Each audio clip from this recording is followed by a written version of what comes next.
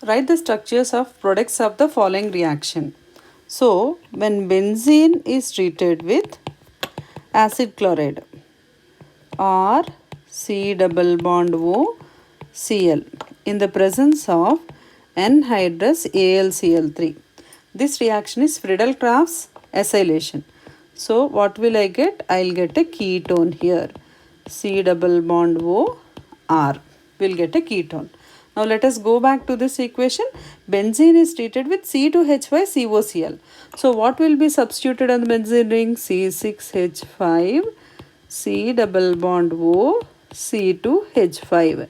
This is the product obtained. What is the first reaction? Friedel-Crafts acylation. Now second option, dialkyl cadmium is treated with acid chloride. First let us write the general equation. When acid chloride is treated with dialkyl cadmium. So to differentiate between these two alkyl groups, I'll put R here and R dash here. So what is the product obtained here? Also you will get a ketone.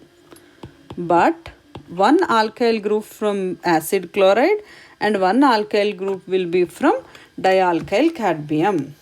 So this is another method for the preparation of ketones from acid chloride. When acid chloride is treated with dialkyl cadmium, you will get ketones.